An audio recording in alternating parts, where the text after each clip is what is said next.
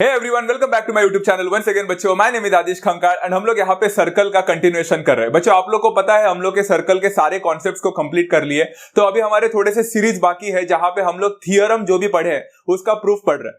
पिछले लेक्चर में हम लोग ने एक थियरम पढ़ा, इंस्क्राइब्ड एंगल थियरम, उसका प्रूफ पढ़ा, तो आप लोग को शायद से उसका हेल्प हुआ रहेगा बच्चों। तो inscribed angle theorem is one of the important theorem for all of you, not only for your practice purpose बच्चा, जो आप लोग सॉल्व कर रहे हो उसके लिए ही नहीं, बट ऑल्सो उसका थियरम आने के चांसेस भी हो सकते हैं एग्जाम में 4 मार्क के लिए। तो बच्चों वो वाला अच्छी तरह से पढ़ लेना।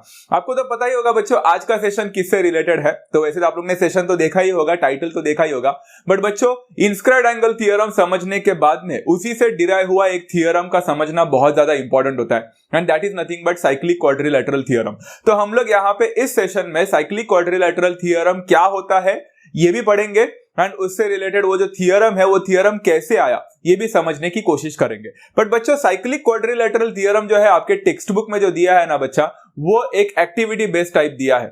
तो एक्टिविटी बेस्ड टाइप दिया है तो इसका आने के चांसेस उल्टा और ज्यादा बन जाता है, because most of the times आप लोग देख सकते हो थियरम्स जो है वो kind of activity based type आ रहे हैं एग्जाम में, एंड ये वाला तो ऑलरेडी एक्टिविटी बेस्ड जैसा दिया है टेक्स्ट बुक में। तो बच्चों इसको आप एक्टिविटी बेस्ड जैसा भी सॉल्व कर सकते हो, अगर आपको प्रैक्टिस करना है तो बिना एक्टिविटी के खुद से भी ट्राई करके देख सकते हो। इसके चांसेस ज्यादा है बच्चों एग्जाम में आने के। हम लोग बोल तो नहीं सकते 100% आएगा या नहीं, but there are chances that this might come in the examination. तो एग्जाम पॉइंट ऑफ व्यू से सोच समझकर इस थियरम को अच्छी तरह से पढ़ाई करना बच्चा। इससे रिलेटेड क्वेश्चंस भी काफी सिंपल है और ये थियरम भी बहुत सिंपल है बच्चों। साइक्लिक क्वाड्रिलेटरल थियरम से पहले साइक्लिक क्वाड्रिलेटरल क्या होता है आई होप सब लोग को अभी पता है। Cyclic quadrilateral is that quadrilateral जिसके सारे वर्टिसेस, जो 4 वर्टेक्स होते हैं बच्चा, वो सारे के सारे सर्कल के ऊपर लाई करते हैं। तो यहां पे आप लोग देख सकते हो साइक्लिक क्वाड्रिलेटरल मेरे पास ऑलरेडी है ABCD करके। साइक्लिक क्वाड्रिलेटरल थियरम क्या बोलता था बच्चा कि अगर आपके पास एक साइक्लिक क्वाड्रिलेटरल है तो उसके ऑपोजिट एंगल्स हमेशा एक दूसरे के साथ सप्लीमेंट्री होते हैं। सप्लीमेंट्री का मतलब उनके एडिशन 180 डिग्री देता है। तो वही वहां पे लिखा है बच्चा, opposite angles of a cyclic quadrilateral are supplementary. हमने ये समझा तो जरूर था, इससे रिलेटेड क्वेश्चंस भी सॉल्व किए थे, बट ये कैसे आया ये हमने प्रूफ नहीं किया था, तो आज हम लोग उसको प्रूफ करने की कोशिश करेंगे।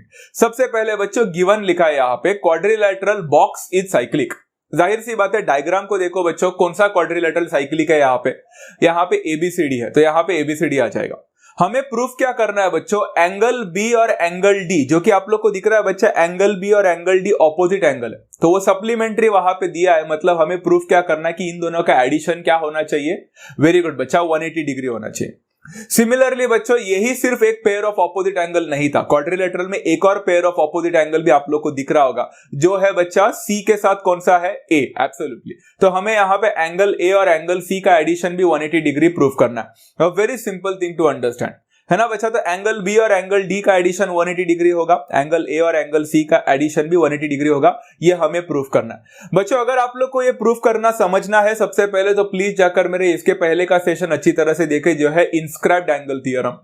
इंस्क्राइब्ड एंगल थियरम में मैंने आप लोग को बताया था बच्चा कि एक inscribed angle of a circle is always half of the intercepted arc. अगर आपने वो नहीं पढ़ा है तो प्लीज जाकर उसको देख लेना, उसका लिंक आपको डिस्क्रिप्शन में एंड सजेस्टेड वीडियोस में मिल जाएगा, जरूर देख लेना।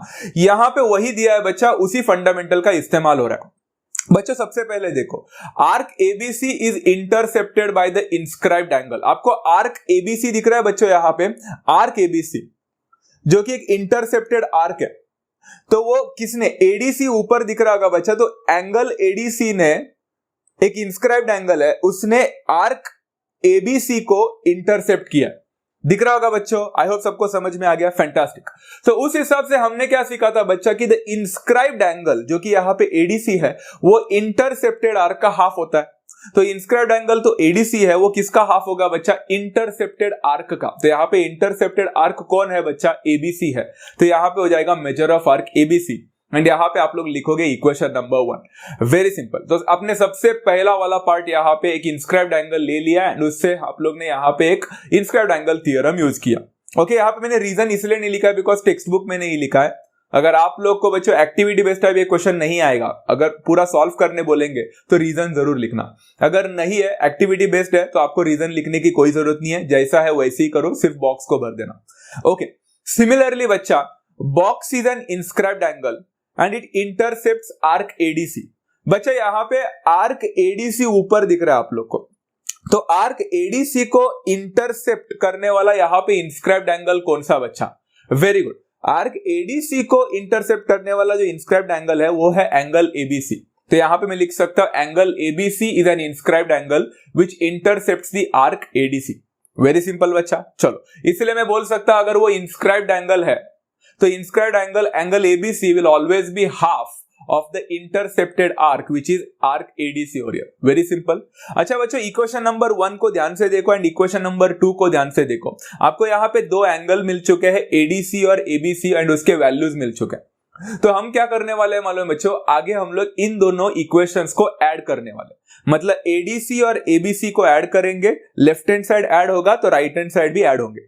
सिंपल है, वही पार्ट मैंने आगे बताया। देखो, major of angle ADC plus दूसरा कौन सा मेजर था बच्चा वहां पे? वेरी गुड, एबीसी था। तो measure of angle ABC, equation number 1 और 2 का addition is equal to half of ADC का बच्चा वहां पे इंटरसेप्टेड आर्क कौन सा था बच्चा? आर्क एबीसी था। तो measure of arc ABC plus half of measure of arc ADC, जो कि उधर दिया था। सिर्फ इक्वेशन नंबर 1 और 2 को ऐड किया है बच्चों, कोई रॉकेट साइंस नहीं किया। अच्छा, उसके बाद में ना बच्चों measure of angle ADC plus measure of angle ABC is equal to, दोनों में हाफ दिख रहा होगा बच्चों आप लोग को, वो दोनों हाफ को कॉमन फैक्टर करके ले लिया। अगर दोनों का हाफ ले लिया बच्चों तो पहले में बचेगा measure of arc ABC and दूसरे में ऑलरेडी बचा हुआ है मेजर ऑफ आर्क एडीसी। उसके बाद अगर आप लोग देखोगे ना बच्चा, तो उन्होंने हम लोग से कुछ एक्सपेक्ट नहीं किया सॉल्व करने के लिए, बट उन्होंने कुछ तो दिया है, वो है हाफ मल्टीप्लाइड बाय 360।